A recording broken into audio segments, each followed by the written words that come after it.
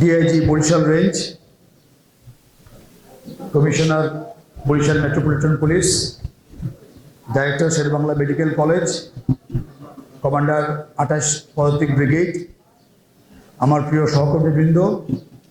আজকের এই ওয়ার্কশপে অংশগ্রহণকারী সকল সদস্য এবং সদস্যবৃন্দ এবং প্রিন্ট এবং মিডিয়া কর্মীগণ, আসসালামু আলাইকুম এবং শুভ সকাল। আমি বক্তব্যের শুরুতেই বিশেষভাবে ধন্যবাদ জানাতে চাই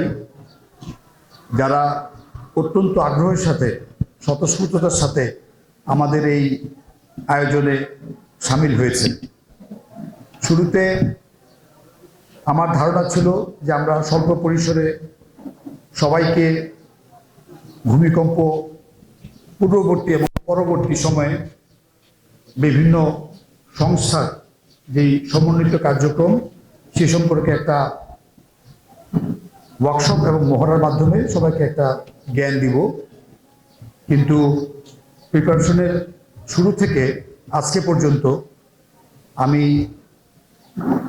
মাননীয় বিভাগীয় কমিশনার ওনার নির্দেশনার পরিপ্রেক্ষিতে বিভাগীয় কমিশনার কার্যালয়, জেলা প্রশাসকের কার্যালয় থেকে শুরু করে সকল সরকারি সংস্থা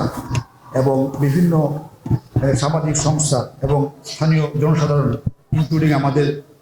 প্রিয় ছাত্রছাত্রীবৃন্দ সকলের মাঝে যেই স্বতঃস্ফূর্ততা দেখেছি, এটা সত্যি আমাদেরকে মুগ্ধ করেছে। আমরা জানি যে বরিশাল বরাবরই বন্যা, জলোচ্ছ্বাস এবং ঘূর্ণিঝড়ের